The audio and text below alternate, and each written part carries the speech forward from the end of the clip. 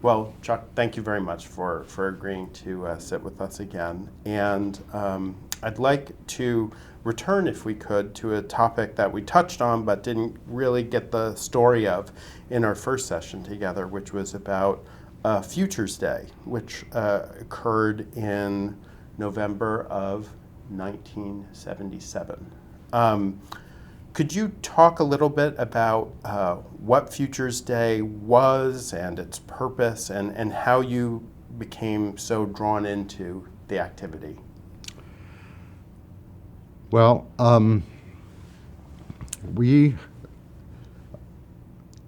good news for Xerox was that they understood that they were going to have to diversify their business. That was the original thinking behind the founding of PARC, was to see what the Office of the Future could be made into and to get a set of researchers who could work on that.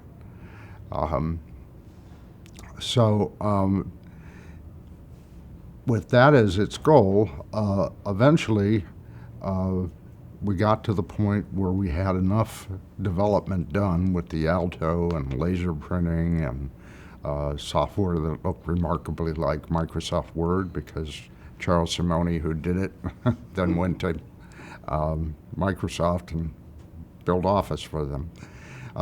So there was a lot of progress that had been made within PARC, and it turns out that every 2 years, Xerox would have all of the senior management, about 250 individuals, come to a meeting somewhere in the world.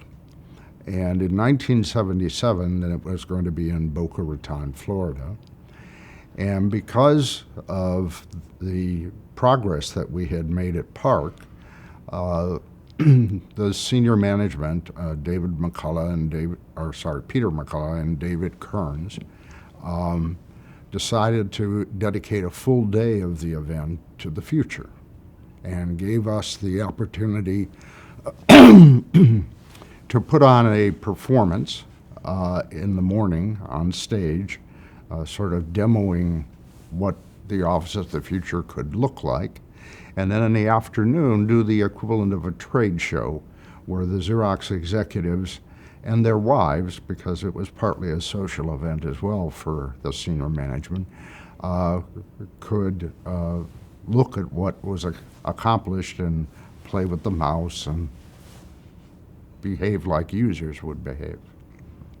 Well, at any rate, there were 3 of us who were put in charge of running the project, and my job was to get all of the technology put together, figure out how to ship all this equipment from California to the East Coast.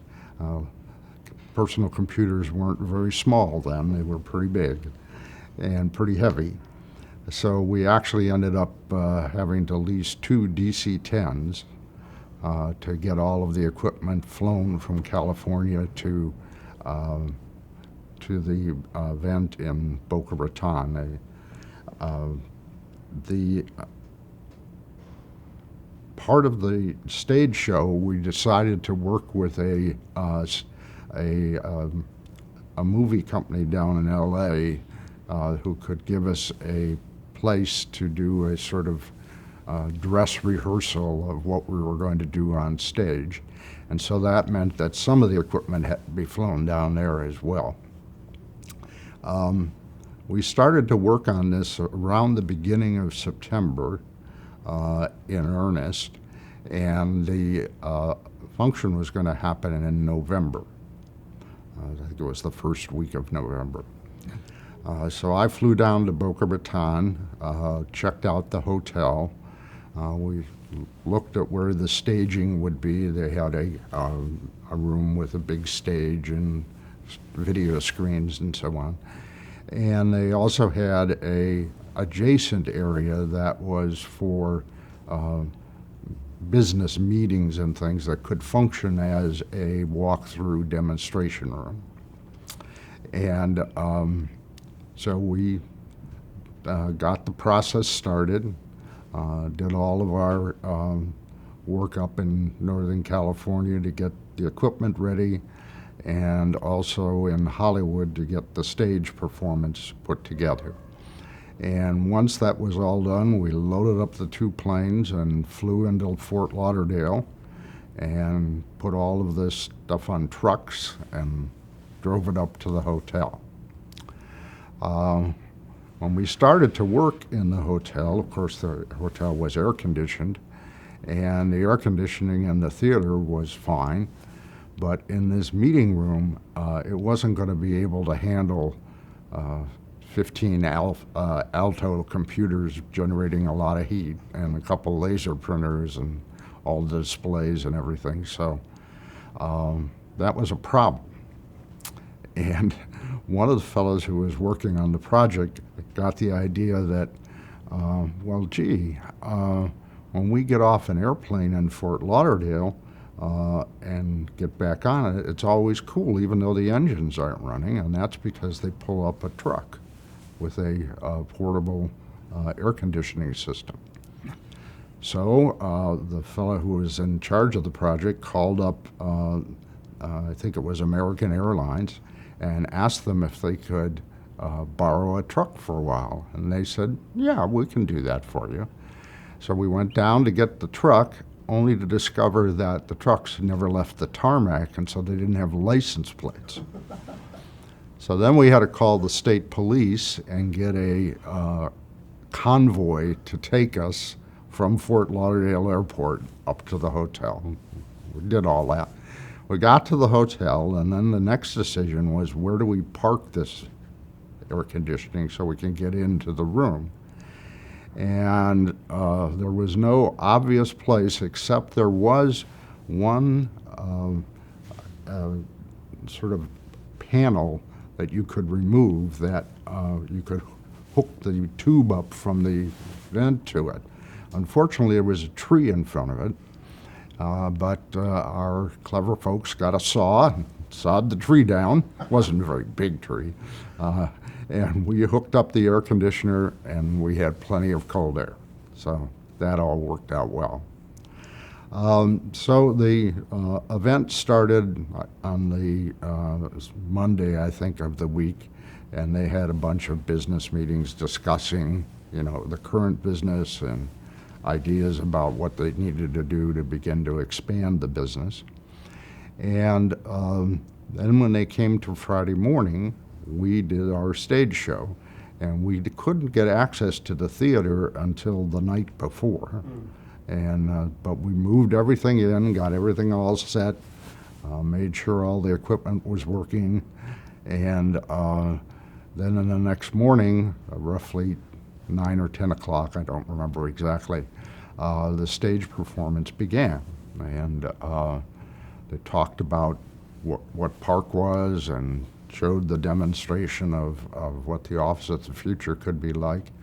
And I remember one comment that was sort of humorous, except I think the guy was serious, because some of the demoers were both men and women.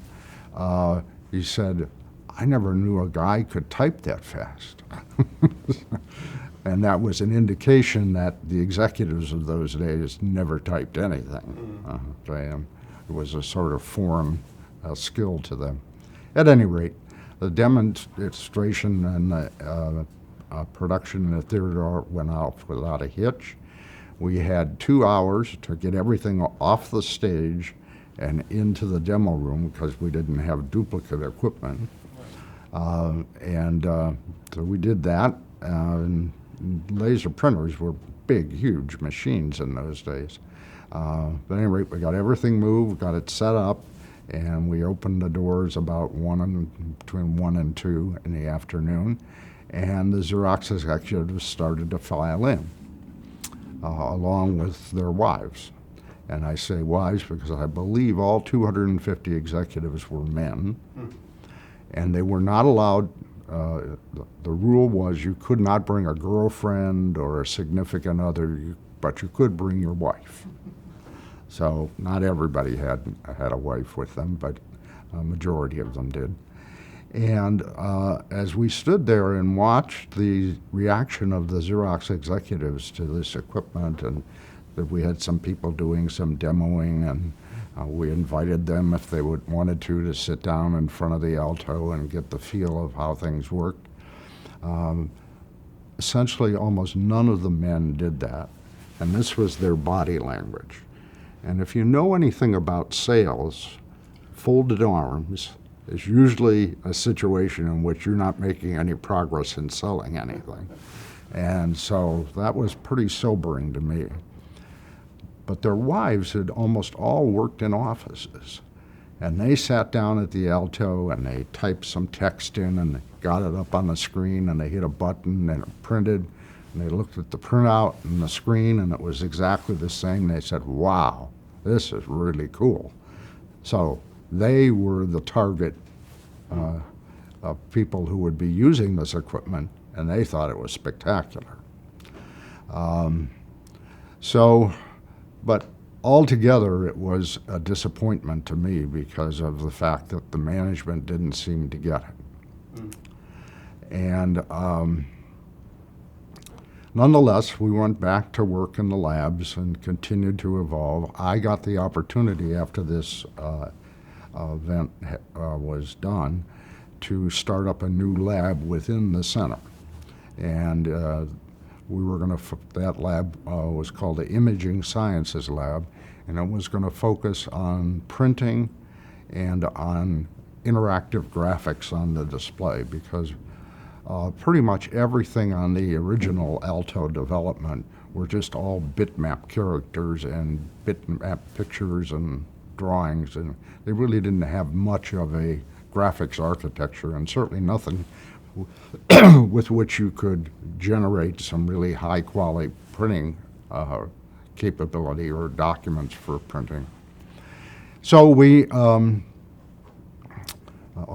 first thing I had to do was hire a chief scientist, because graphics was not my background. I was mostly in computer machine design and compilers and higher level languages, and had done a modest amount of work in that the first 7 years I was there.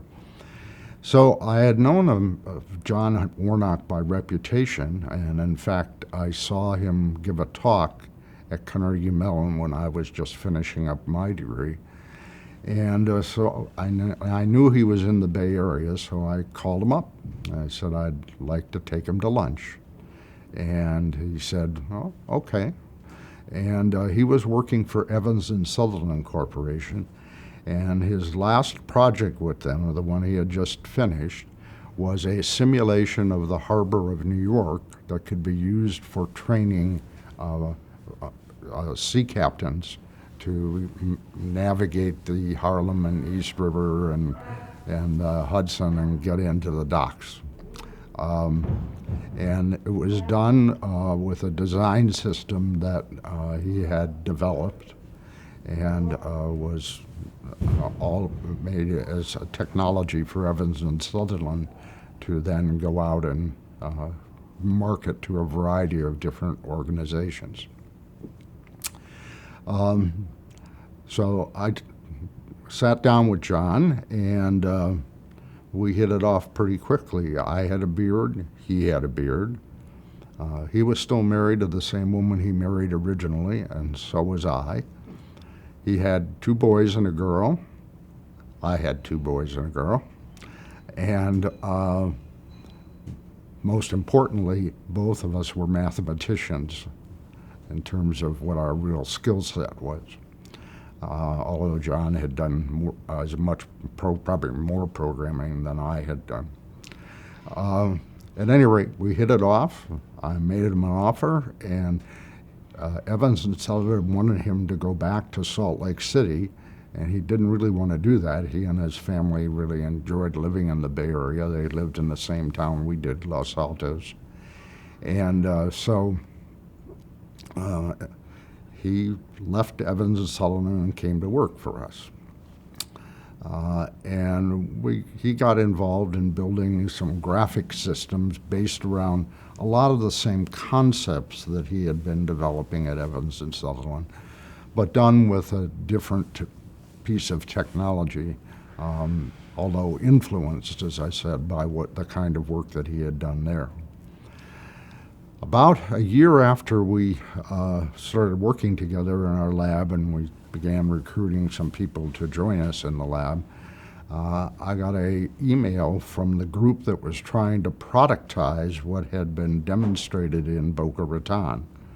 And it was called, the code name for it was the Star Workstation. And they were intent upon basically building the same kind of software that was demonstrated at Boca Raton and develop a laser printer, smaller laser printer to go with it. And so we agreed to get a project started, and John and I were going to be in the group. We got a Xerox fellow who was working down in El Segundo in the printer business. He joined the group. We got Butler Lamson, who was a researcher at Park, but was now living in Philadelphia because his wife who was a medical doctor, got a job at a hospital back there. And we also recruited Brian Reed, who was a graduate student at Stanford, and by this point had gone back to spend full time at Stanford. And the five of us were going to do this project. Well, since we were all in different places, we ended up doing the entire project using email and file sharing. And we came up with a design of a language called Interpress that had all of the graphics capability you would want to be able to print not only high quality text, but also graphics and photographs, both black and white and color. And when we got to the point where we had pretty much finished the design of it, but hadn't really gotten that far into implementation, we brought in Xerox management to see what we had done. And they loved it. They said, "This is really great. This will be the Xerox corporate standard for printing in our new office of the future." Well, we felt pretty good about that. So I hopped on an airplane, went back to Connecticut, where Xerox was headquartered in those days. And I said, "I need a marketing budget in order to get out and start talking about this." And they said, "Oh, wait a minute. At Xerox, we never talk about technologies that are going into new products until the products are ready to ship." So, unfortunately, this is a standard that we're going to establish that's going to require the cooperation of lots of different people, software developers, laser printer manufacturers, in addition to Xerox, because it's going to be a worldwide standard. They said, "Well, no, sorry, you cannot talk about it until we have a product ready to ship." I said, "Well, okay. When will you be able to ship?" And they said, "Well, typically at Xerox it takes us 7 years to get a product out." I said, 7 years? You're going into a marketplace where that's 2 to 3 generations of technology. Somebody will have done something similar enough, and they'll ship it sooner than 7 years. And it doesn't matter what we do. If we're second, we're not going to get the lion's share of that marketplace. Well, that's the way it is. So I flew back to Palo Alto, and I got John in my office, and we said, "Boy, this is not going to work." And so we decided that maybe it was time to take our ideas and get some venture money and go out. And that's what we did. I'd like to ask you, just if I could, 2 or 3 follow-up questions about Sure. that.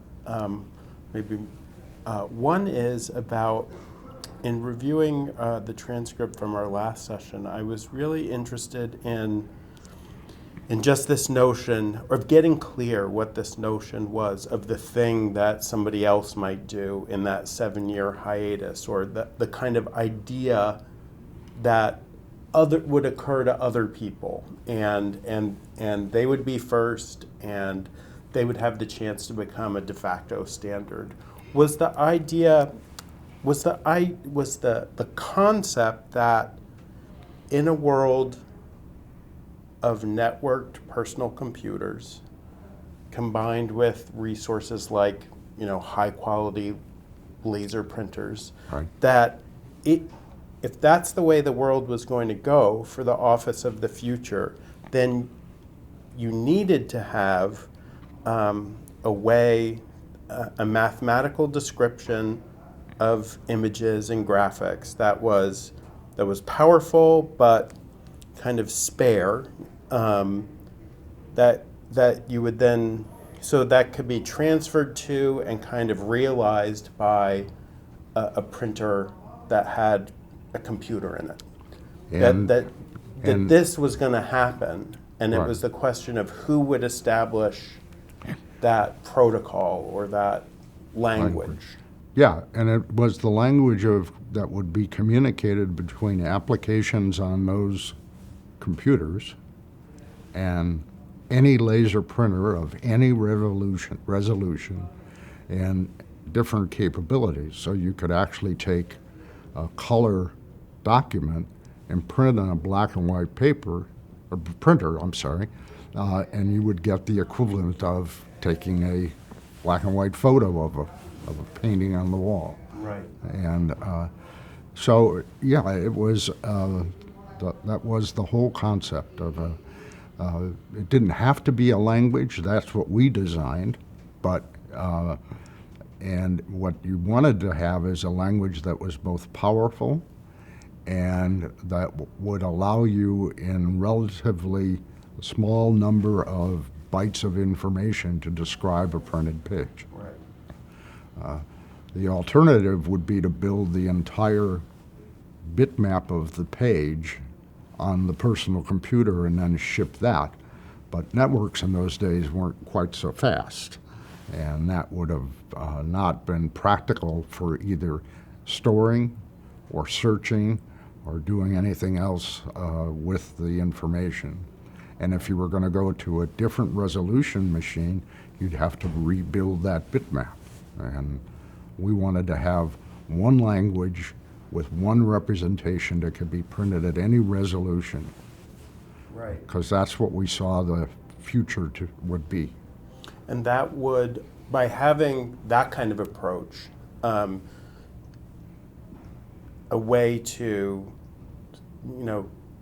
create a description and send the description that then would be realized, that would allow for heterogeneity. So it wouldn't matter what application, wouldn't really matter necessarily which computing system, or in addition to, it wouldn't matter if it's color or black and white or this resolution or that resolution. It wouldn't matter if it was manufacturer A, B, C to N.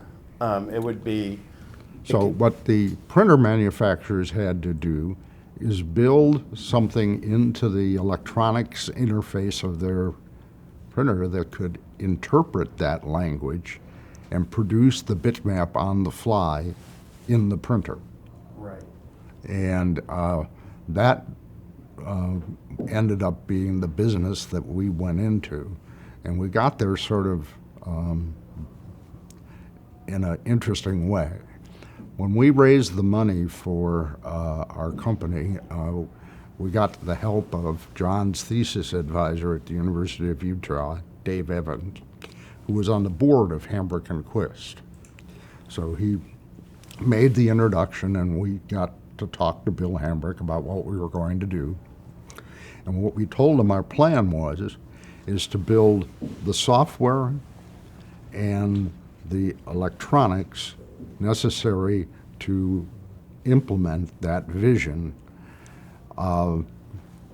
We would design the computers, we would design the electronics of the laser printers, and we'd put that all together in a package and sell it to the Fortune 500 so that they could bring all of their publishing and printing activities in-house. The reason Bill Hambrick loved this idea is he hated financial printers. He said they charged him way too much money and they were always late.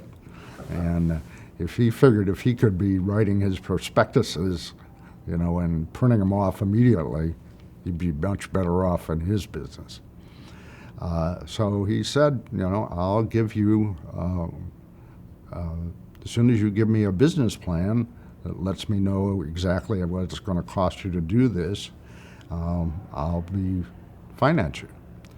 So he said, have you ever written a business plan? And we said, well, not exactly. I said, I've written research plans and things like that, but I've never really written a business plan. He said, don't worry about it. I'll hire someone and I'll pay for them to work with you to write the business plan because I need that to go out and sell it to my investors. So that's what we did. And we put together a business plan, and it said that we needed about $2.5 million over a couple of years to be able to get this technology all done. I think we were naive about that, given the way I described what we were going to produce. But nonetheless, he was happy with that. He said, I'll raise you the money, and he did that. And he said, I'm going to do this in 2 payments, and you have to give me a set of objectives to get the second payment for the second year. And so we did all that. We went out and got an office in Mountain View that about 1,500 square feet, I think. And we began talking to some of our colleagues at Xerox, and we got a couple of them to agree to come and work for us. And we began doing some other recruiting as well. And about 2 months after we started, one of my professors from Carnegie Mellon, Gordon Bell, who had left Carnegie and gone to work for Digital Equipment and was running all of R&D for DEC, called me up and he said, I hear you started a company. He said, can I come and visit you? I said, sure. So he came and he looked at what we were doing and he said, well, I don't need the computers. I'm Digital Equipment after all. I've got plenty of computers. And I've got a deal with Fujitsu for a laser printer, so I don't need that. He said, but I've got 2 or 3 groups trying to figure out how to get the computers to talk to the printers, and they're getting nowhere. So that seems to be a key part of what you're going to develop. Why don't you just sell me that software? And we said, well, Gordon, we have this business plan, and we have to do certain things by the end of our first year to get our second payment. And that's not in our plan. That's not something we intended to sell separately. And we got to do this business plan. He said, well, I think you're crazy, but if you change your mind, call me. And then about 2 months after Gordon came by, a friend of ours, Bob Belleville, who had worked at Xerox PARC, had gone to work for Apple. And he was actually running the Macintosh project. And so he called us up and he said, I'd like to bring Steve Jobs over to see what you're doing. So he said, fine. So he came to Steve came to our office with Bob, and he brought a Macintosh with him and showed it to us. And he said, well, what you're doing, and the other thing we learned very quickly in our conversation with Steve is he was really in love with high-quality topography. And one of the things that we were doing was showing him, we could by then already show him our ability to take the mathematical outline of characters and on the fly build any size character at any resolution without having to do the bitmaps. Conventional wisdom at Xerox had been You had to build all the bitmaps for all the character sizes at whatever resolution you needed it. And you'd have had to hire an army of people to build all those bitmaps, plus you just wouldn't have the flexibility to have type go in a circle and do all that kind of stuff. So at any rate, he saw that we had that, and he said, wow, that's really cool. He said, but as you can see, I've got my Macintosh, so I don't need a computer, and I got to deal with Canon for a very attractively priced desktop laser printer. And he said, but the team of people I have who are trying to figure out how to get applications on the Mac to talk to the printer are getting nowhere. And it seems like you've got a real handle on that, and you're already working on building that. Why don't you just sell me your company and come and work for me? And we said, well, Steve, we really want to start our own business. And he said, well, okay. I said, I can understand that. He said, well, then sell me that software. And we said, Steve, we have this business plan, and it says that we have to do these things by the end of our first year to get our second payment, and we can't commit to sell you that software. That would sort of limit our ability to achieve our goal. And he said, well, you guys are nuts. Call me when you get some senses, when you come to your senses. So we went and talked to the fellow that Bill Hambrick had put in as chairman of our board. His name was Q.T. Wiles, and he was an interesting guy. He was older. He was in his 60s, and well, not older than I am now, but in those days, we were a little younger.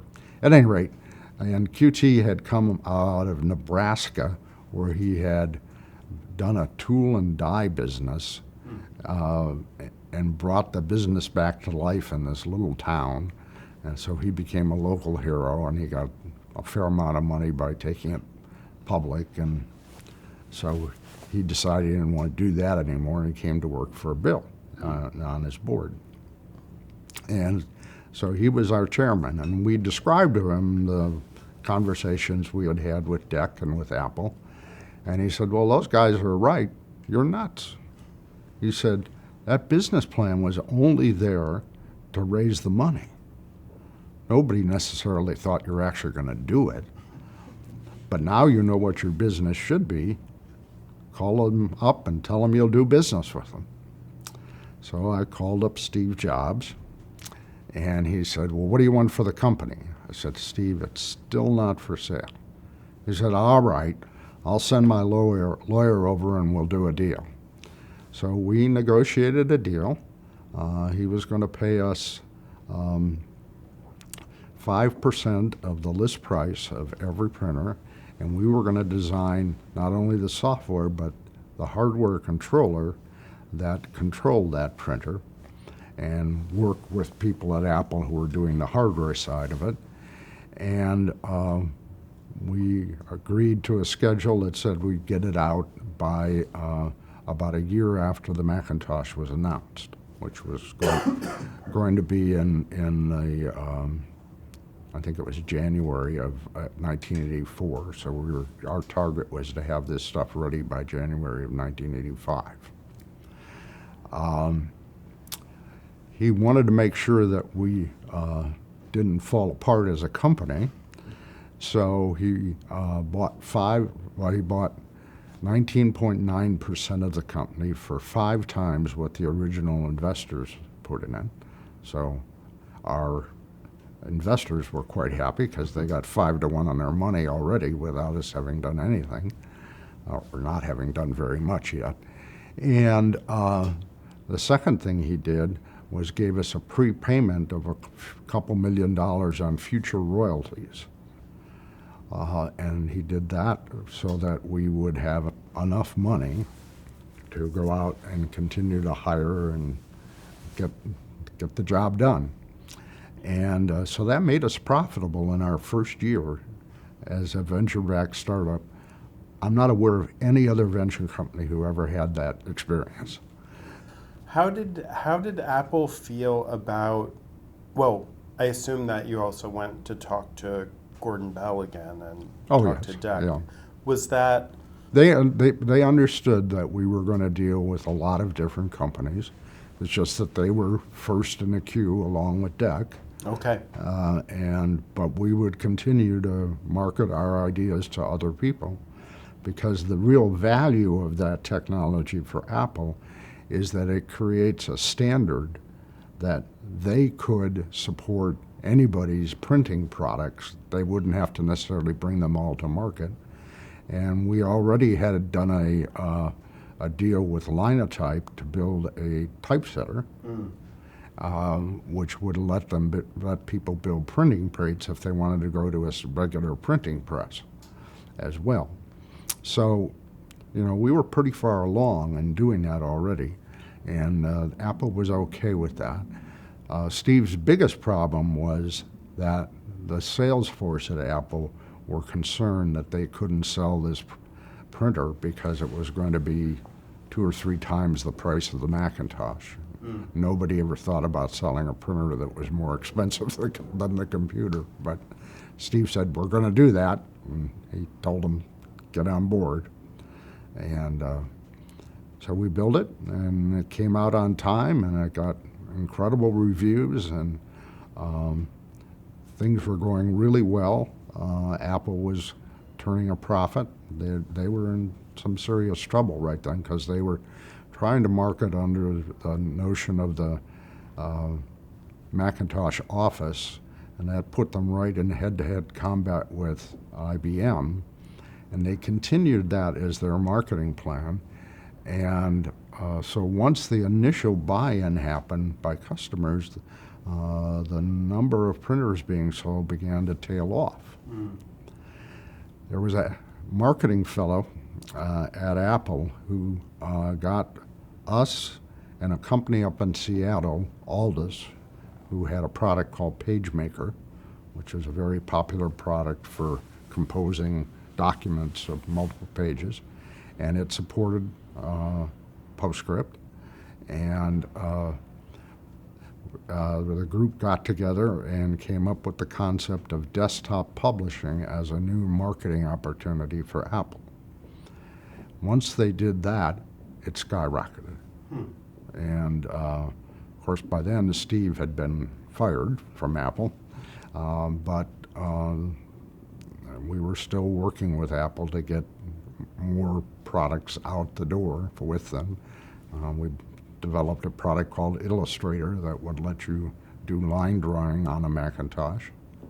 And a year or two later, a couple of kids from the University of Michigan came by to show us a product that edited photos on a Macintosh. And we agreed to give them a royalty and give them a job, and that's where Photoshop came from. So we were off and running building products, and Apple actually was doing pretty well with desktop publishing, and it got them a lot of business. yeah. Well, I wanted to ask you again about this idea that you had to move quickly, to seize this opportunity where you saw things really strongly headed. You needed to both, move quickly, leave Xerox, start your own firm, act in all haste to do this. I was wondering if not only because you have this idea that in research, if you're working on something, other people are invariably working on it, which I think is a great rule of thumb. But also I was wondering if the fact that at Park, before you left, for some years before you left, that Park was essentially kind of like an open laboratory. That is to say, famously, Apple came through at the end of 1979, I think in 1980, Bill Gates and Paul Allen were coming. There were a lot of, and maybe people from the ARPA community broadly were Right. circulating to see friends. And was that part of your thinking that, gosh, everybody's kind of seeing what we've been up to? Well, you know, that didn't, I don't think that really motivated us particularly. The reason is that we knew that what we were doing required some specific knowledge and expertise. And fortunately, John, and at least for the language part of it, I and some other people that were working both at Xerox, and then we recruited to come to work for Adobe, had the expertise to do that. And so, you know, just seeing the concept is not enough to be able to compete with us. Right. Okay. I did want to ask you about, you know, it was so, I guess in the case of Steve Jobs, but also for you and John Warnock, it was very important to have these fonts that were for PostScript, that were kind of known fonts within this broad world of printing and publishing. Correct. Mm-hmm. And I know that you worked particularly on this matter of getting licensing deals for the fonts.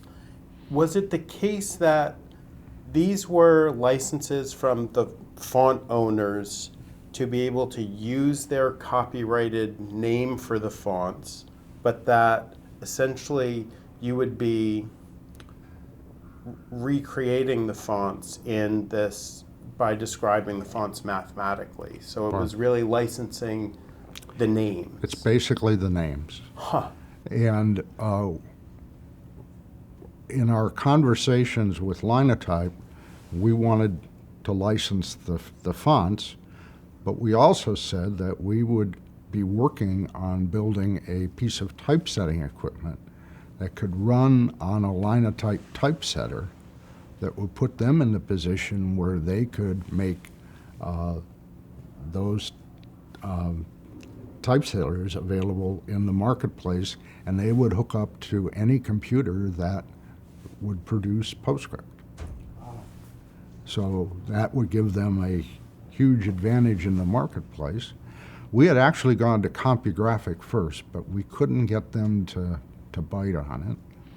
And but we found a marketing guy at Linotype who happened to be an American, but he was living in France, I think. Mm-hmm. But he was also involved with Linotype, or was an employee of Linotype in their marketing and sales group. And he really understood what we were doing, and he got us to the right person inside Linotype who would agree to do a deal.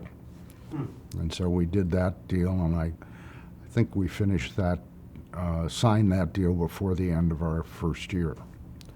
And we hired our kids to come in, because what we had were proof sheets of type, right, but we had to get that converted into the kind of characters, and so we needed to build a piece of software that would take a high quality image of a typeface and convert it into the PostScript that would generate that character.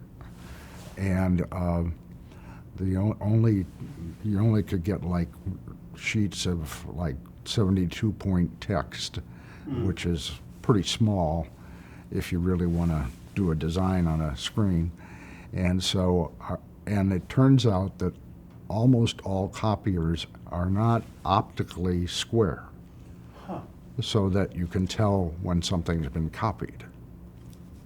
And so our kids had to do a magnification and then rotate it 90 degrees and do another magnification so that it would stay square.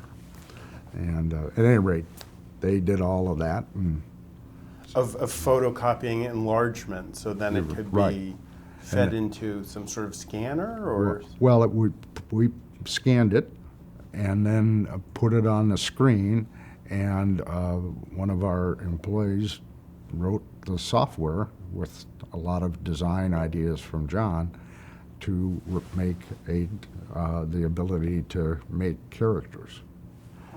And so. Was some of the technology that went into doing that, that was all part of PostScript, part of the graphics capability. Right. And because the output devices were 300 DPI and sometimes even less, you had to be very skillful in how you did the outline of the type so that the interpreter, the PostScript interpreter, could make sure that the characters, for example, the letter M has usually 3 stems. Right. Well, they're all the same width, and their spaces in between them are also the same width. How do you get that in a bitmap at 300 DPI at a certain point size? Well, so we had a whole design of how rendering of text would happen within PostScript. And that was one of our major inventions, actually. And this was in the days before software was patentable. And we wouldn't have patented it anyway, because to file a patent you have to disclose. And we didn't want to disclose because it was really some of the magic of our implementation of PostScript. There were other people who implemented PostScript because we had to publish the standard, and we published a book right when the Apple product went out, so that people could begin to write software to generate PostScript. But all that told them was what the standard was. It didn't tell them how we did things. And so that was something that was key. And only a few people inside Adobe actually knew how it worked. So within the standard, there was essentially there were algorithms treated as a trade secret that were part of our implementation. Right, and particularly when it knew that you were describing type, right, it would evoke these rules, right? Because if there was like a flower image that was kind of shaped like an M, it wouldn't apply to that, but you would kind of, in the description said, I'm describing type. And it would, that's very interesting.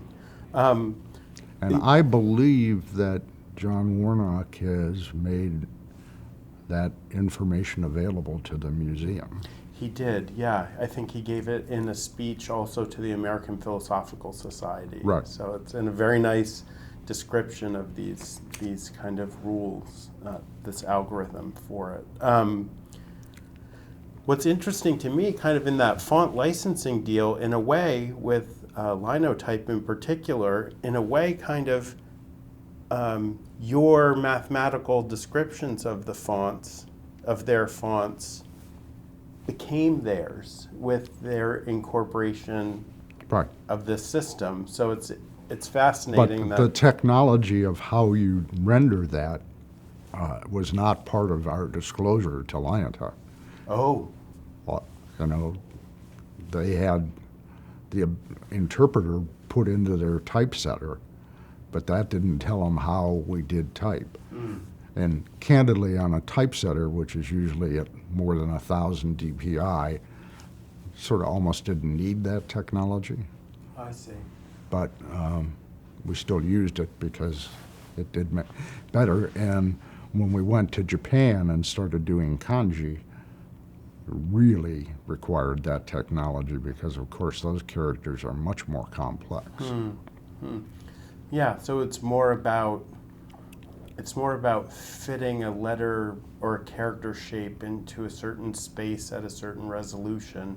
It's not actually about like the shapes of Roman type, you know. Right. It's about shapes at a resolution. Doing a faithful rendering of the intention of the type designer. And it would be the same kind of algorithm across Arabic or any language. That's fascinating. So it's kind of about, it's something visual rather than Right. interesting. And as a result of the deal that we did with Linotype, they were the number 2. They were originally an American company. They went to Germany, and so their business, they were not able to compete with CompuGraphic very effectively, who was the largest typesetter selling company in the United States at that time. But once Linotype got PostScript, their business took off, and they became the number 1 typesetter company for the markets that they served, including in the States. With this kind of remarkable, early success, profitability, that early investment of the value increasing so much of the company and profitability in the first year, and then these exciting developments with Apple around the Mac and the laser writer. And we went public at the end of almost the end of our 4th year. Well, but also the head count was growing extraordinarily. Sure. And could you and then this became a story, I guess a happy challenge to live with, that for years and years you're dealing with, revenues kind of doubling every year and head count expanding Right. almost as much. But we also knew, based on our Xerox experience, that you can't be a one product, one technology company. And it was an interesting internal debate all the time, because the people who sold PostScript, who negotiated the licensing deals with IBM and HP and all the other companies that we did business with, they were producing all the profit and most of the revenue, and yet we knew we had to get into application software and really push it and put a lot of energy into Illustrator and Photoshop and a variety of other products. And there was always some headbutting going on about that. And then John got the great idea that, gee, you're printing paper. It's expensive to store. It's expensive to make the paper, and not so good for the environment. It's hard to search the paper, and it's hard to distribute it effectively. So what we should think about, since so much of what's being printed now is being done in PostScript, is figure out a way to use that PostScript to codify a document, and that's where the portable document format came from, PDF and Acrobat. And that also caused consternation, because both the applications people and the PostScript people wanted to have more resources for them, and here we're off doing this thing that may or may not succeed. And it turned out we had to make a critical decision that we couldn't get $50 a copy. We had to give it away for free and sell the technology that allowed you to create Acrobat and to do all of the things necessary to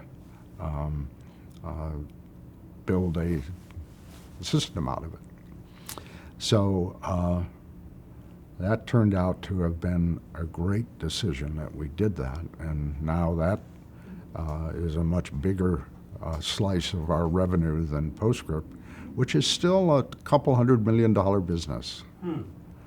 But, relative to what is roughly going to be a $10 billion company next year. Is that because the importance, is that because of rivals to PostScript, or just the relative decline in the importance of printing? Of it? Yeah. That's fascinating. I mean, I don't do a lot of printing anymore. I store things in PDF form. That's how I file all my, tax return stuff and everything. Why print it? Right. I guess proportionally, the proportion of documents that people deal with that end up on a piece of paper must be decreasing. Think about the cost of storing paper. A few terabytes costs almost nothing these days. And you can store an awful lot of paper in a couple of terabytes. Absolutely. And if you're in an office building in New York, do you want the building to be full of paper or electronics? I think you know the answer.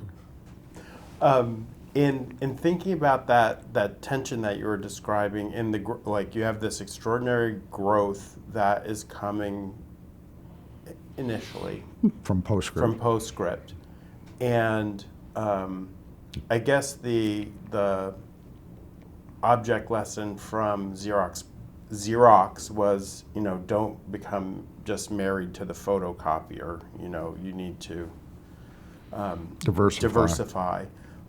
But that also caused us to have to change the kind of investment we made in sales and marketing.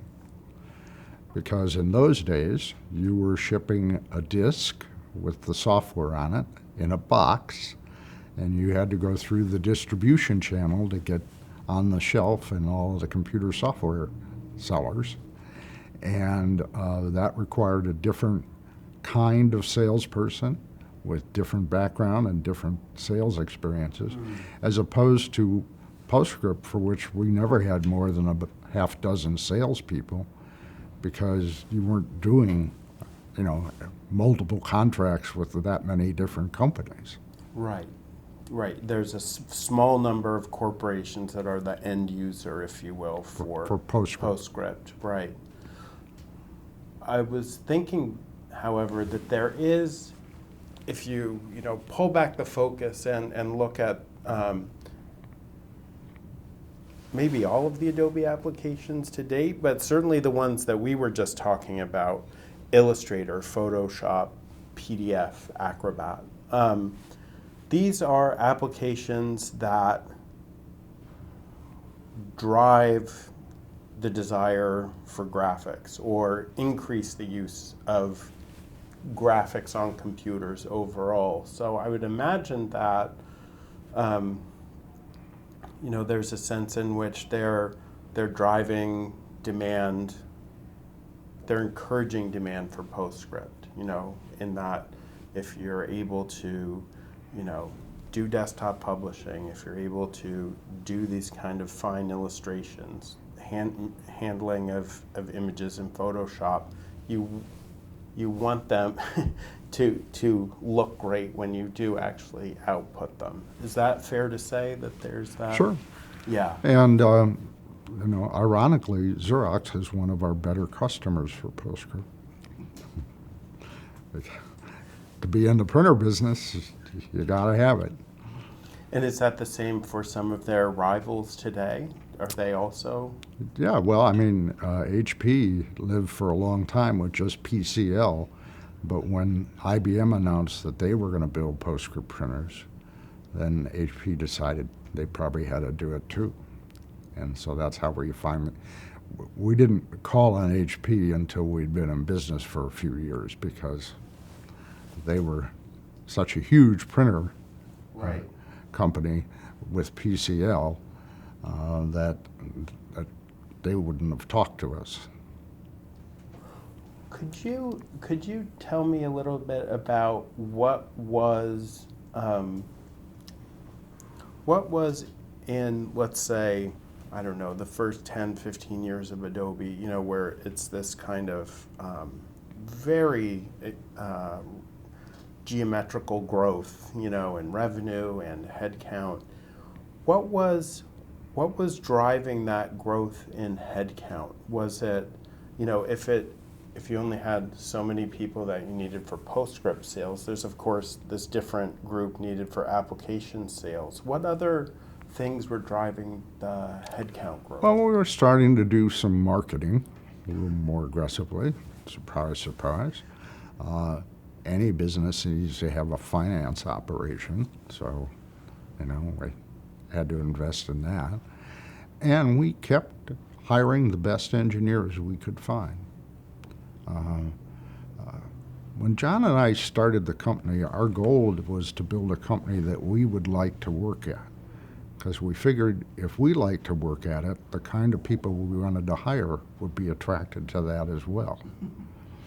And we also decided, though, that we didn't want to write up a big book of rules of behavior and all that kind of stuff. We said, look, if you're going to work for Adobe, you have to be aware of the fact that there are several constituencies on which we depend. Our employees, our management team, our customers, our vendors, our business partners, and the communities in which we work. Those constituencies are all mildly in conflict because what's good for one is probably not as good for the others. And so your job is to balance that effectively so that everybody feels like they're getting a good deal, or at least a fair deal. And the way we enforced it is that the simple rule was, at Adobe, you treat every one of the members of those constituencies the same way you would want to be treated. And that's the Adobe way. Which is the golden rule. Yeah. Every culture on earth has that,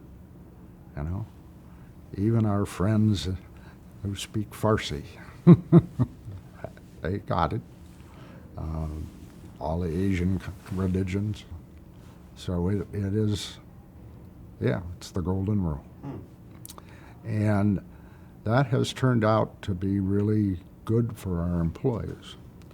The other thing we've done is that we're very sensitive to things that we think are important for the health of all of those constituencies and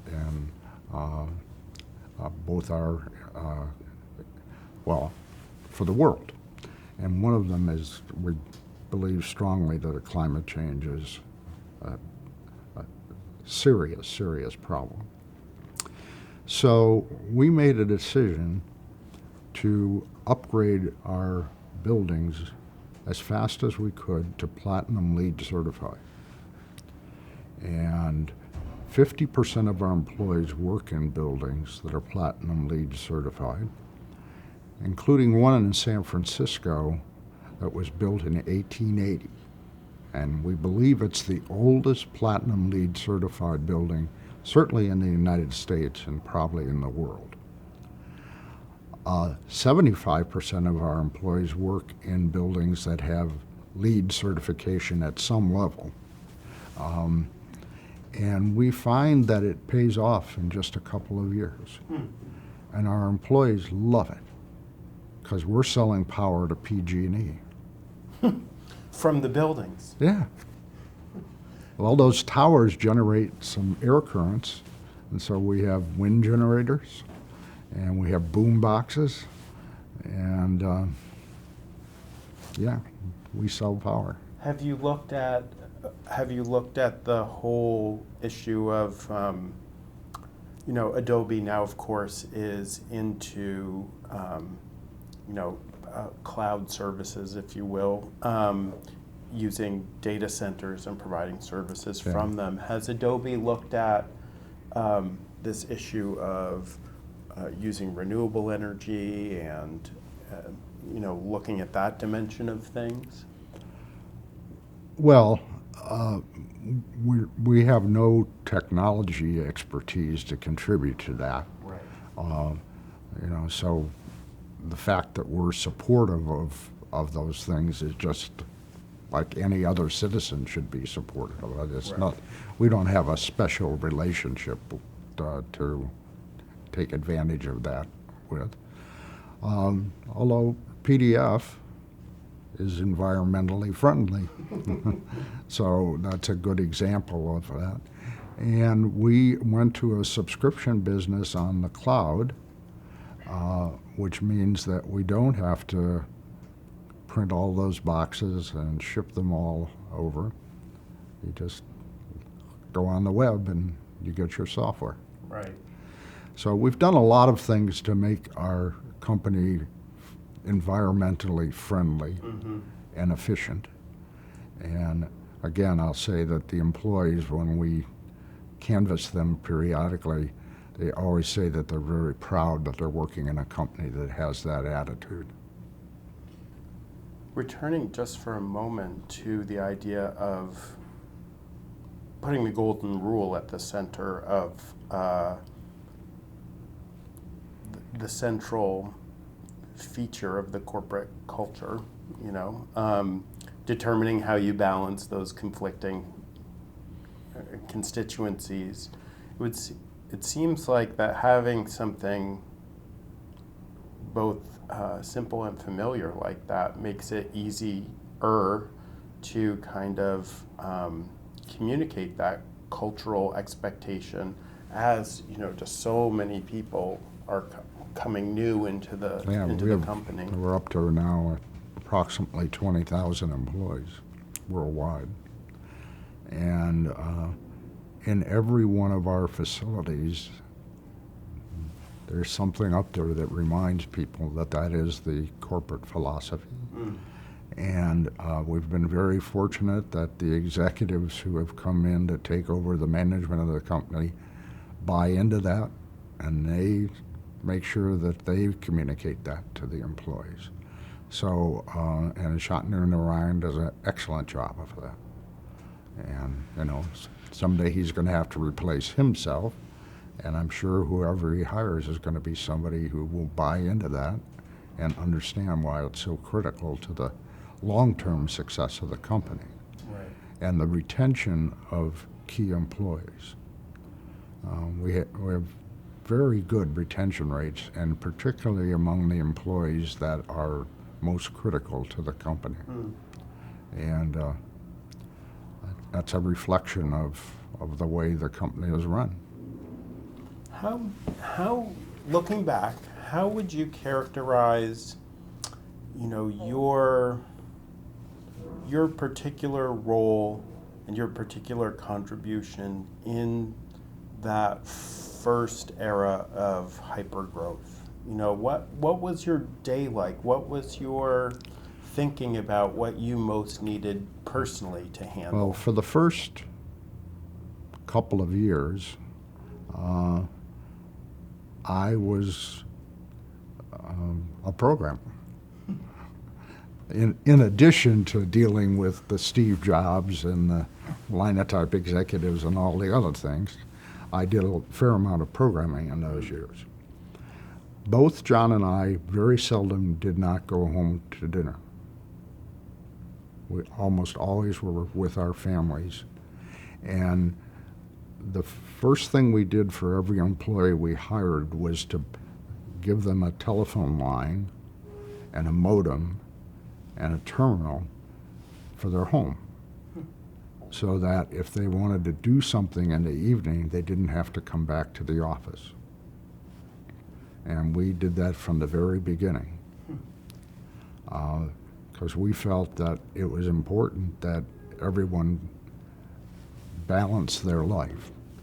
The phrase we always said was, work hard, work smart, but do it fast. And you can do that if you really put your mind to it. And so I think that's an important characteristic also for a company, to recognize that people's lives are not all at work. You've got a family to raise, or a marriage to cultivate, and it takes time. In thinking that Adobe had its IPO so soon after its founding, could you talk about a little bit about deciding to do it then, the kind of reception of the IPO, and and how did you prevent the fact that you went public from transforming the character of the company? Well, the reason for going public, frankly, was to to be able to return the investment to the people who invested in us. That was number one. Number two, in order to sell and market to some of the big corporations that we were doing business with, they wanted a company that was public, because then they could assess whether or not we were doing what we said we were going to do. You know, they could look at our finances and look at our, you know, all the things you have to file when you're a public company. Right. So that was another thing. And frankly, we wanted to give ourselves some liquidity because, you know, we weren't born rich.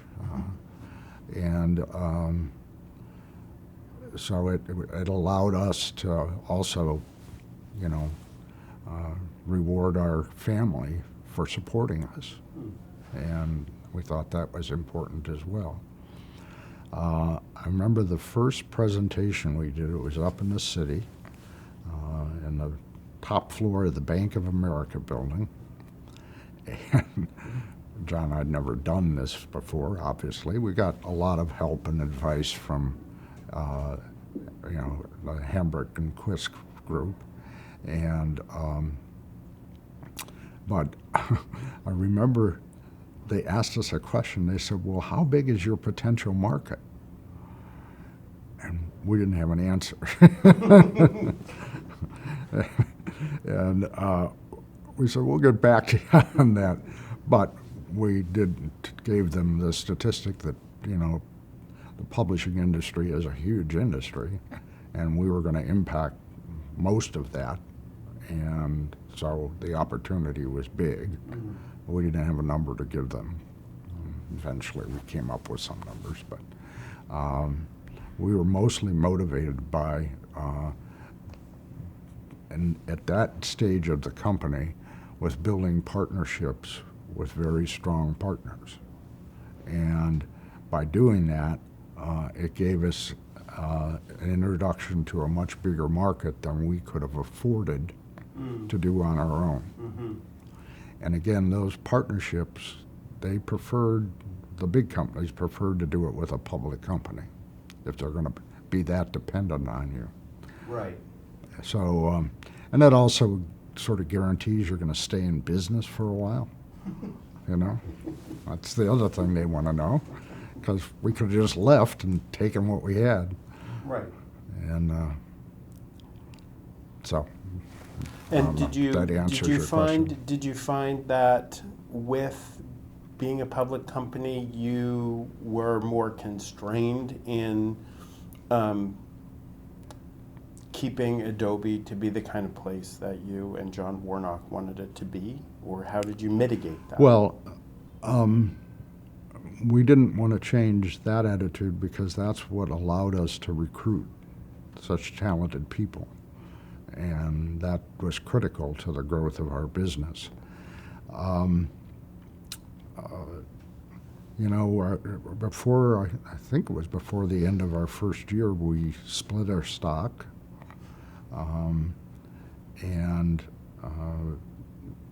we have never not had a profitable quarter since we've been in business. And in those early days, our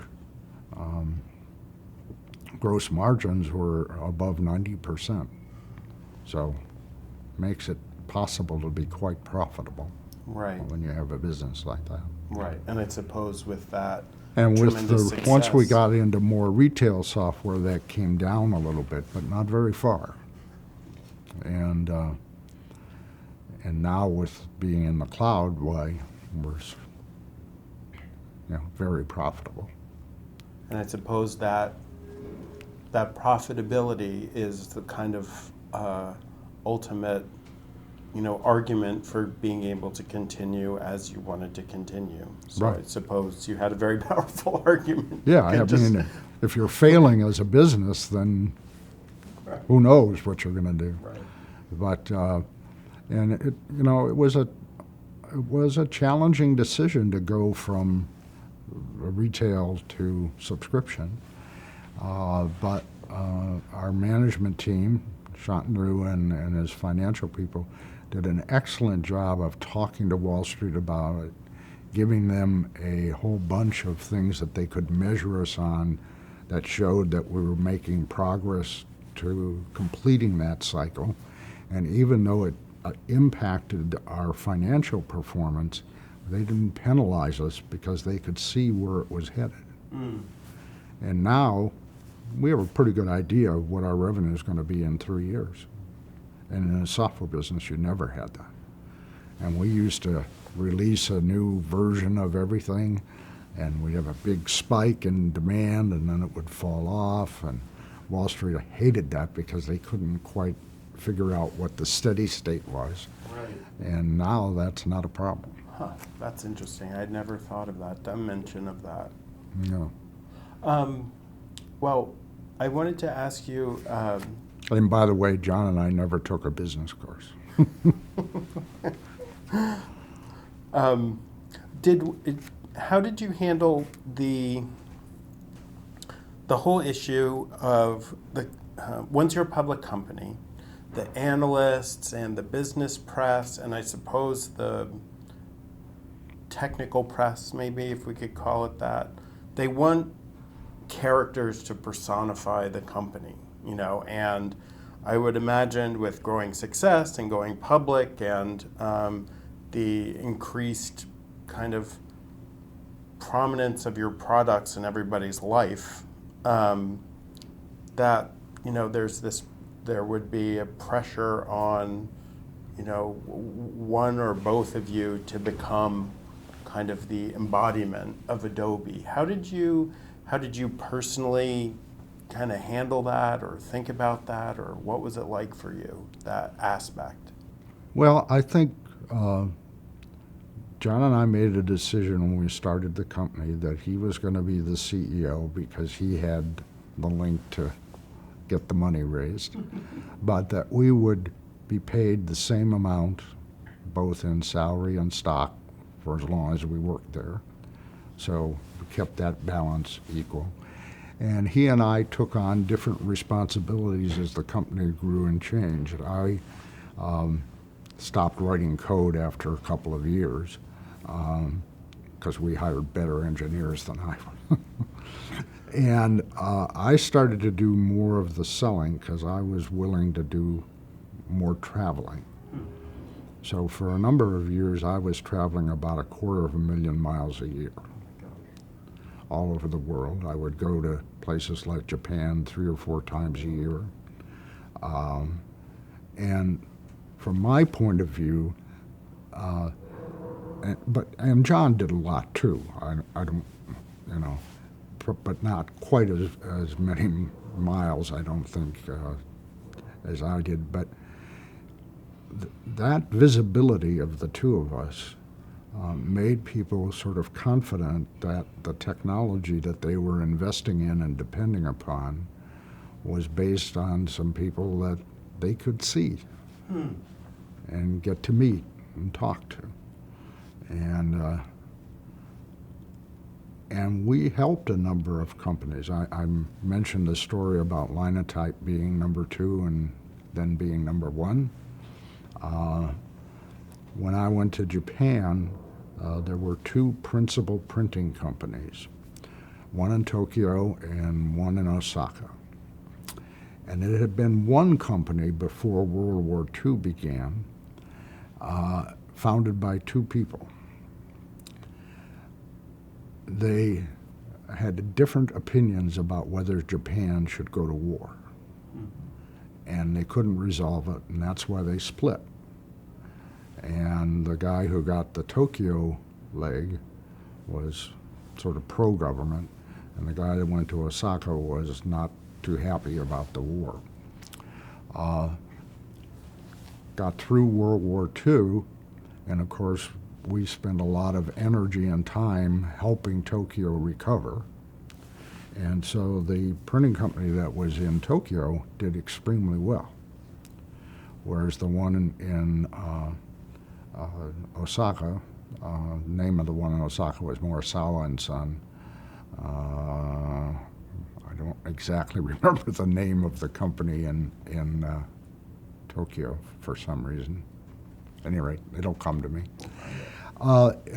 So when we went to Japan, we called on the company in Tokyo first because they were the biggest and the most successful.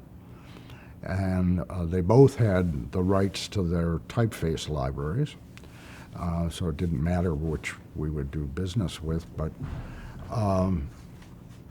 I could never get to the second cup of tea with the CEO, who was the wife of the founder, and he passed away, and she took over the company. And just couldn't get anywhere with her. They didn't think they needed us.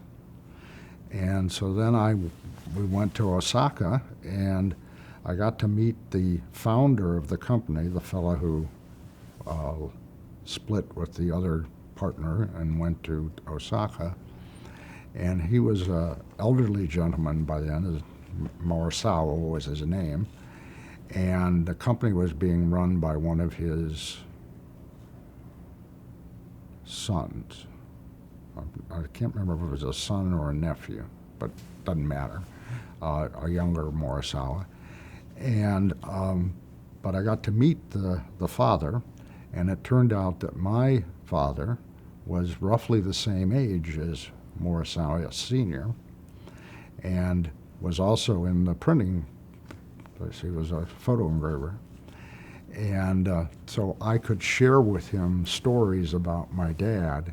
And so we built a nice relationship. And then we explained to the younger Morisawa what had happened with Linotype, because they actually had a deal with Linotype, and they were selling Linotype typesetters doing kanji. Got it.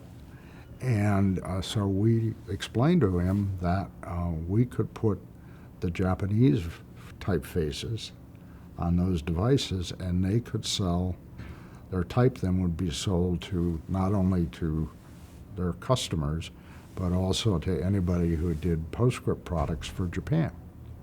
And by then we were talking to Canon and NEC and a variety of other printer manufacturers in Japan. And so they agreed to do a deal with us. And they are now the #1 printing company in Japan. And I get a lovely Christmas card every year from Morisawa Jr. Are there other? And they sent two of his nephews to come to work for us in Palo Alto in 1984 because they wanted to see how we ran our business. And that's a sign of great respect when a Japanese person sends a member of his family. And they worked for us for 3 months and got to see us beginning to do kanji printing and Right. so forth.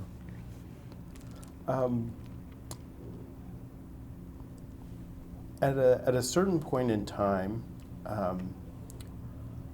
you and Adobe decide that you will, in addition to kind of your own indigenous development of new applications, that you would also get them through acquisition.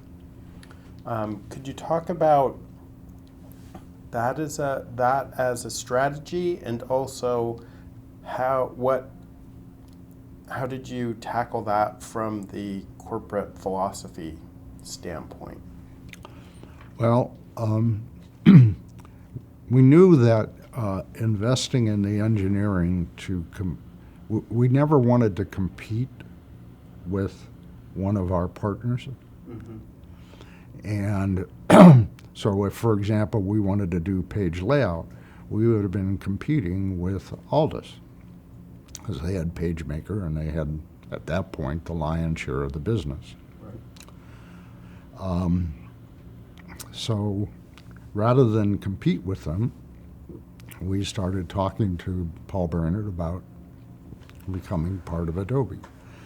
And our strategy in doing those acquisitions was to make sure that everybody who was coming into the merger understood the philosophy of our company and sort of the way we behaved and what we expected of them in terms of their efficiency at getting products to market and so forth. And so most of our acquisitions went pretty well. You know, they weren't without issues and problems, but you know, we over the years was another way for us to grow. And there was one exception to the we won't compete with our partners, and that was when we had a bad quarter in the summer of 1992. No, excuse me. In the summer of 98. I think I got that right. I'll have to check that. Okay. But, and so our stock took a bit of a hit, and we had also decided that we were going to start getting ready to retire, and so we went out and hired 4 people from outside into key positions, thinking we could work with them long enough to figure out who would take our place. Right. Horrible idea. And they all, each one of them thought that he should be the new CEO. So the staff meetings became impossible. Oh, jostling for Position Yeah, and right. undercutting one another and everything. So we decided we had to fire all 4 of them on the same day. And since we were already announcing a difficult quarter, it was probably a good time to do that. So double, just take the take all the suffer heat once. at once. Just, yeah. And that caused a company called QMS, which had a page layout system product that had taken away a lot of the business that PageMaker had. Very difficult company to deal with. And they had the poor taste to announce that they were going to do a hostile takeover of us as of that quarter, because Right we when our that was stock happening. when our stock. Well, that brought out our competitive juices. We had been working on a with the people at Aldous and doing most of the work up in Seattle on a new product called InDesign. And the reason we were doing it is that PageMaker was losing very badly, and we knew we needed to have a page layout piece of software. And we could get over the will not compete because of what they did. So we got Steve to put us up at an Apple meeting, give us the stage, and we introduced InDesign almost a year before we shipped it. And it now has essentially all the market, and QMS is no longer in business. So that was the one time we did compete. But we felt Special circumstances. we felt offended. Well, I wanted to, that it's interesting. I suppose you could make an argument that in this down quarter, when you are also replacing the executive top management, that's kind of announcing both like the problem and maybe the remedy at the same time. Yeah, So, we never quite said that, but people could make that inference. right. And we realized that we had to find somebody who was already inside our company, who understood the culture of the company and could take it over. And that's when we began working with Bruce Chisholm. Well, I actually had a question about your wife, Nan, actually. And I was just interested to observe this kind of theme of kind of print culture in both of your lives. And I just was curious to ask about it in the sense that, if I understand correctly, she went to school for library studies and became very involved in the world of special collection libraries. And Right. I was just interested to, like, here's this interesting thing. You're at work, dealing with the way that, transforming the way that books are made, among many other things. And here, is her, dealing with the kind of preserving the history of Right. of print. And for years, she didn't use Acrobat to read from, even when we made it available through Amazon on well, they don't really use it, but anyway, she didn't read electronically. But then she had an eye condition that caused it to be more and more difficult for her to read on a printed material, but she could read on her iPad much more easily. And so she is now converted to an electronic book.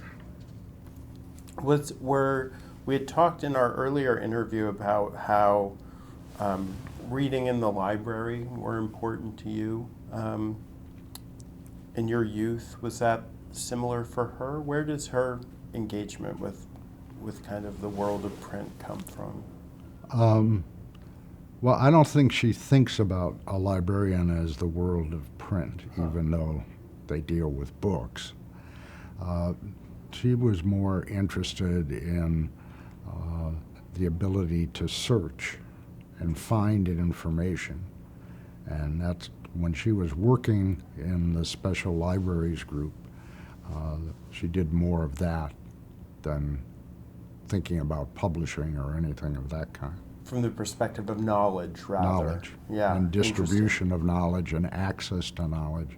Right. In the days before the internet, the only place to do that was in a library, and they had various systems for searching and getting business information and scientific information.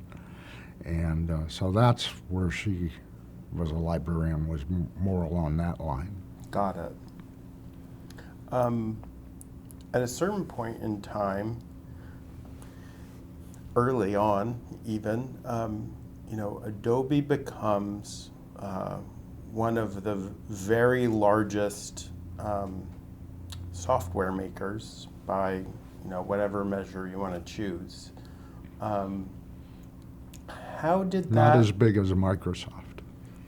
Well, I was just about to ask about Microsoft, about how, as you kind of achieve that size, how does that relationship with, the other largest software company evolve? Well, fortunately, the current CEO of Microsoft went to the same high school in Delhi that our CEO went to. They weren't classmates, but same school. And so we have a great relationship now with Microsoft. And in fact, we do a lot of co-selling and co-marketing with them.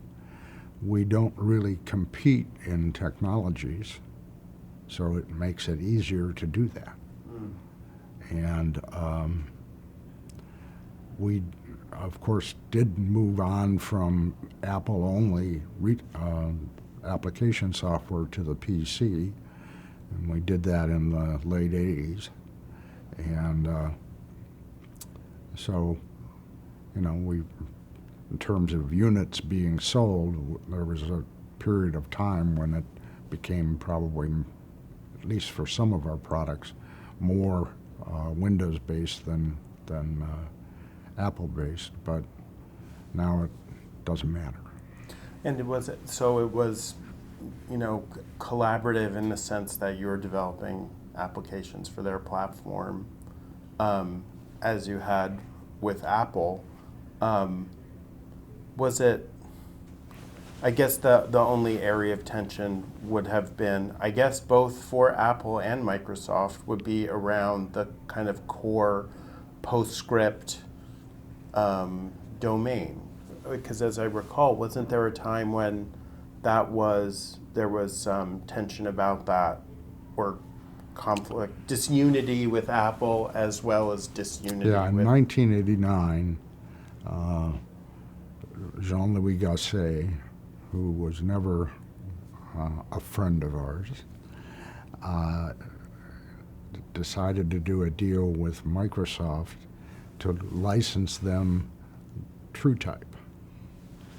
And we had been talking to Microsoft about giving them a no-cost license to use our ATM technology, which did the same thing Right. on a display. And we couldn't get the deal closed. And finally, one of our salespeople asked me to call Bill and see what the problem was, because they couldn't get the contract finished. And that's when he let me know that they were going to do this deal with Apple. And so we decided to just push as hard as we could on ATM. We started shipping it in about, after that announcement, within about 2 or 3 months. And it took TrueType almost 3 years to come out, and by then, it didn't matter.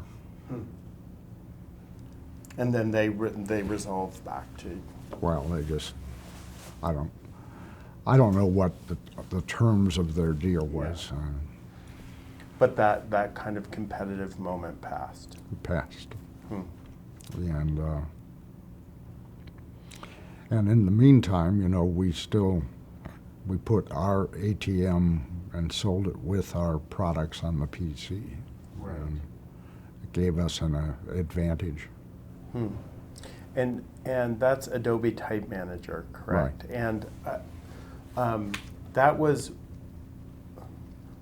the issue that Adobe Type Manager was addressing, was both addressing the diversity of screens as well as printers? And doing the same thing for the display on a computer that we did for for bitmaps on printers. The same type Okay. technology that would render the type so it looked good on the screen. Right. Oh, the same sort of display algorithms, if you will. Interesting. Okay. And is there, pardon my confusion about it, but how does ATM relate to this whole world of display PostScript? Well, there is no real world of that. I guess the topic. Right. Yeah. We tried. It turned out that when we did the deal with Apple for PostScript, Yeah. Steve had us put display PostScript in the contract at no charge to Apple. But he was let go from Apple, and Jean-Louis Geschke had no way he was going to put our technology in his computers. And so that's why our first publicly visible client for display PostScript was Next. And it just never took off. Partly because the operating systems people didn't want us in the middle. I see. And But has a display PDF become very prominent, or am I misunderstanding? Well, yeah, I mean, when Acrobat takes a PDF file and displays it on the screen, but that's within that application. Right. Okay. So Um, we don't need anybody's permission to do that. Understood. Well, I wanted to ask you about this, this kind of phenomenon that's come about with PostScript, with PDF, with all of these applications that kind of drive the expansion of the world of computer graphics and the images. Where was I going? Oh, it was just about with these powerful tools for creating and manipulating the world of images in all sorts of ways. How have you thought about the use of these tools to make us, that bring into question like the veracity of a photograph that you would see that may have been manipulated, or some of the things now with audio or video. How have you and maybe your colleagues kind of looked at that? Well, we can tell if a photograph has been manipulated with Photoshop. But, it's interesting. People say, oh, now that we have Photoshop, you can't trust photographs. Well, if you go back to the Civil War, and Matthew Brady was a famous photographer that took lots of pictures. Yeah. And some of the pictures that he made available to people would show Lincoln talking to the generals in front of their tents. Lincoln never went to the battlefields. He was spliced in by Matthew Brady. So it's more of a That was question. 1862 or 3. Right. So people have been doing that forever. Right. I guess it's They just had to use a darkroom to do it as opposed to a piece of software. Right. Although I suppose it does put it in the hands of more people. Yeah. Yeah. But that's happening with all across technology, I suppose. Yeah, fake news. I guess then to just, I suppose you announced your formal retirement in 2000. Is that correct? That's correct. What has your kind of engagement with the company been since that time? Well, it's John and I chaired the board until just the beginning of this year. Oh, I And the hadn't. reason we resigned from that position was to give Shantanu the opportunity to become chairman and retain the CEO title, so we have a lead director as well. But their goal was to give him room to move up so he could begin to fill in for himself. I see. And he's actively engaged in doing that. We're certainly trying to make sure that he feels completely supported in that process, because we wouldn't want him to leave without replacing himself. Right. And so that's underway now. But John and I was down at the board meeting in Los Angeles last week, or 2 weeks ago, I guess, whenever it was. So, we're engaged, stay in it. Right. We enjoy the ability to talk about some of the technology things that are happening and some of the business directions. It was a real kick to see the subscription stuff kick in the way it did, and we were very closely tied to watching that happen. And we have breakfast every couple months with Shantanu, just to go over things, see how things are going. And our intention is to continue that, even though he's the chairman now. But So, yeah. Yeah, we're to be there as a engaged. resource. The one thing John and I did that I'm very proud of is neither one of us kept an office at Adobe. Because we wanted it clear to first Bruce Chisholm and then Shantandu that they're running the business. They are the CEOs, each in turn, and that we're not there looking over their shoulder. We're there to offer advice and to watch out as best we can about, taking care of the shareholders, but we're not there to run the company. Yeah, I would think that was exactly what I was going to ask you about, because if you're getting too much into trying to direct the operation when you're a board member, then you're acting as the management of the company, So I would think that must be, I would imagine if I were in your place, that would be, I would have to be very deliberate, Oh, yeah. Having done it in the past, not to try and keep doing it. So it sounds like you were very Right. conscious about it. Absolutely. Yeah. And I think we've done if you were interviewing Shantanu, I think he would tell you that, he understands it's his baby. Well, hopefully I'll be lucky enough to do that sometime. I wanted to talk, if we could, a bit about just your, engagements outside of Adobe. I would imagine, in my imagination, it's very much a consuming project to be Chuck Geschke at Adobe for a long time. Yeah. But as opportunities arose, or as you have more opportunities now, kind of what other sorts of things are you exploring? All right. Well, I've pretty much stayed away from corporate boards. I was on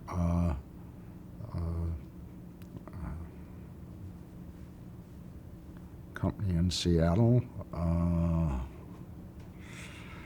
They do visualization of big data. I'm afraid I don't know.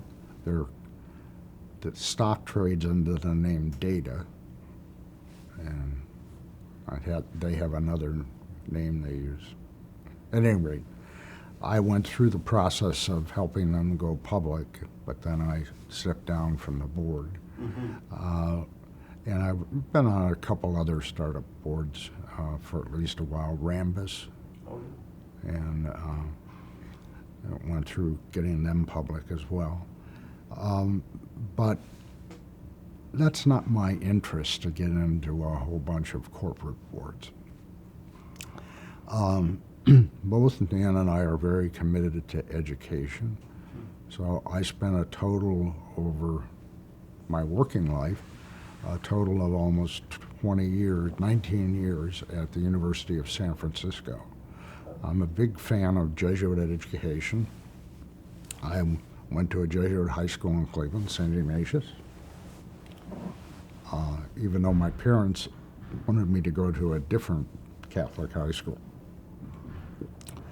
because the neighborhood that St. Ignatius was in was pretty run down. The building was built in 1886, I believe. But my best friends were going there, and academically, it was the right choice for me. And then I went to a Jesuit college, Xavier University in Cincinnati, and got both an undergraduate degree in Latin and a master's in mathematics, and then began teaching at a Jesuit college in Cleveland, John Carroll University. So I had a long string of Jesuit relationships. I've been on a number of nonprofit boards. I was on the San Francisco Symphony Board until just last year for about 25 years or so. I served on the Commonwealth Club Board for a number of years, helped them get their building built, and then I've stepped down from that. By the way, the reason I'm stepping down is both my age, because I don't want to be committed to doing a lot of that, but more importantly, I want these nonprofits to be focused on the next generation, because just having us old gray hairs sitting there is not going to help them. Mm. They've got to get a whole new cadre of people engaged. Right. And they, I think, intellectually they understand it, but sometimes it's hard for them to do it. And actually, University of San Francisco, even though I did 2 separate terms and was chair of the board for 4 years, they were very good about cycling people off after 3 3-year terms, so 9 years. So but I did 2 of those, separated by a year off. Right. So education, big part. I've been on the Boys and Girls Club board in Nantucket and did a bunch of fundraising for them to build a new facility. It's a little different than most Boys and Girls Clubs, which are often in difficult neighborhoods. Yeah. Nantucket doesn't really have a difficult neighborhood, but the problem it has is that for the year-rounders to live there, both parents have to work. So at 3 in the afternoon, what do? Fortunately, the Boys and Girls Club is right across the road from all of the schools. And so they go to the Boys and Girls Club, they get tutored in their homework, they get involved in projects, lots of art and things, music, stuff like that, play sports, and they get their homework done so that when they go home, they can be a family and not have to hassle the kid to do his or her homework. So I've been involved in that. I'm involved in another nonprofit on Nantucket. They have a maritime museum there, and I'm associated with that. So lots of nonprofits, but I am starting to step away from them, as Nan is starting to do that too. She's mostly been involved in education as well, and she was on the board of her college in Detroit. She's going to be finished with that at the end of the year. So that's what we do. How did your connection to Nantucket come about, if you don't?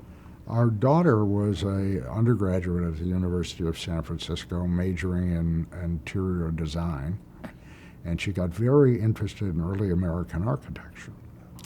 And one of her professors says, well, gee, Kathy, if that's your interest, you should go visit Nantucket. She said, where's Nantucket? He said, go to the library and get a book, read about it, and you'll find out where it is. So she came home and she said she would like to go there. And I said, well, I'm in Boston on business all the time.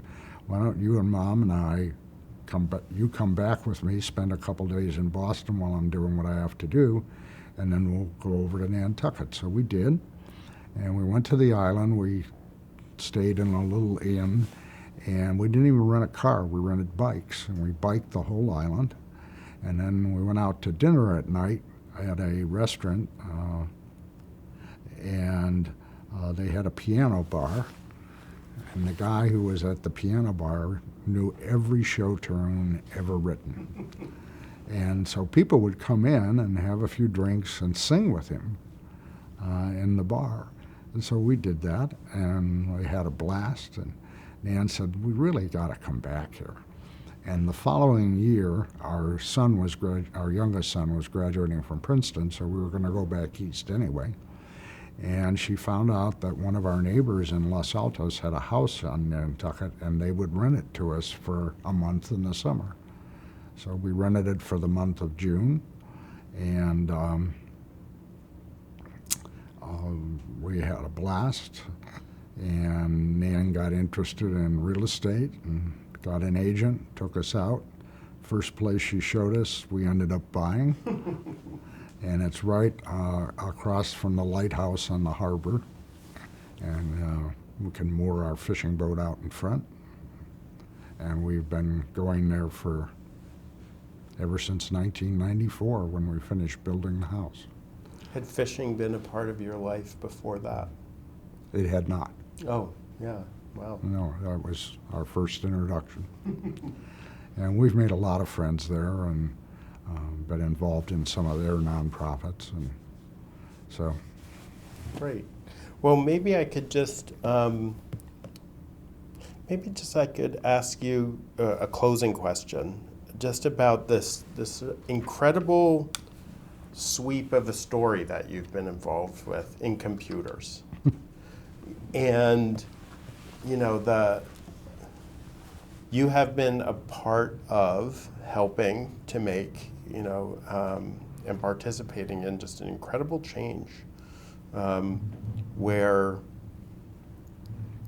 you know, getting your Ph.D. in computer science when that was just emerging as something you could do, you know, to today where, you know, there are billions of people who use computers, maybe in the form of smartphones, to do all these activities of life. And certainly the idea of distributed personal computing has come to pass. Yes, it has. So I was just interested to, you know, from standing in your shoes and looking at that, you know, just to try and help make sense of that. You know, how do we give a meaning to that? How should we think about that? And how should we think about what may lay ahead from where you're standing today? Well, if I were to talk about what lays ahead, I would either be disclosing something to you that I don't want to disclose, or I would sound foolish. Neither of which I intend to do. Fair enough. If I can avoid it. Fair enough. Well, you know, I never dreamed to be in a position like this. I grew up in a very nice but middle-class family. Neither of my parents went past the 8th grade. When my dad was 14 years old, he was delivering fish for his uncle to restaurants in Cleveland.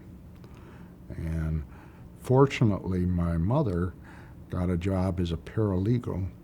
She didn't have any legal training, but as a secretary, I guess you would have called her then, for the head of the bankruptcy court in Cleveland. And that was right before the Depression began. So she was the only one in her family of 11, 9 kids and her parents, that had a job during the Depression. And my father was married, and unfortunately his first wife died in childbirth. And then he met my mom, and they got married, and I was it. Because my dad was already in his 40s when I was born, and my mom was in her mid-30s, which in those days was a little bit older than the norm. Right. But they were wonderful parents. They were determined I was going to get a good education, and they did well enough financially that they could pay my college tuition and my high school tuition, as they were both Catholic schools, and you had to pay tuition. And I got to show my dad, before he passed away, the first really incredible color halftone that we printed in PostScript. And I had shown him something about 6 months earlier, and he took his loop out, and he looked, and he looked. He said, "Charles, that's not very good." When you called me Charles, it was bad news. I said, "I know, Dad." I said, "But we're going to do better." Skeptical. And then I brought this thing home, and I knew the rosettes were perfect. I said, "Well, here's another sample, Dad." He took his loop out, and he looked, and he looked, and looked. Big smile on his face. He said, "Charlie, you finally did it." Charlie was always good news. So that was probably the proudest moment in my life. I can imagine. And to think that You know, he had been in this industry. It was very toxic. A lot of the men who were in it didn't live. My dad lived to be almost 99. Many of them died of cancers because they dealt with cyanide and benzenes and etching baths and really toxic environment. Now, they don't do that anymore. That's fascinating. I hadn't. You would have thought I would have put that together before now, but that's a fascinating change that you've made. I think of all the things that technology does, at least the technology that John and I have been involved in has made life better for people. And that's really what should be focused on. I can honestly say that neither one of us ever expected to make a lot of money. In fact, we never thought we'd have more than 50 employees. Slight misjudgment. But I'm just the luckiest guy on earth. And now my grandchildren are in college. In fact, we have one graduating at the end of this year, the end of next June. And our second oldest got into MIT. He's a real brain. So hopefully, he's going to either do mechanical engineering or physics. I told him, his name is Miller, I said, Miller, I never did a lot of physics because it was too hard. So I don't find it hard. So go figure. That's what you hope for. And then our third one in college is up at the University of Oregon, and he's loving it up there. So, and that's to me the real gift you get. And obviously we can help their parents send them to all those places, and there's no tax consequence for anybody. Yeah. And so we do that as well. Great. Well, thank you so much.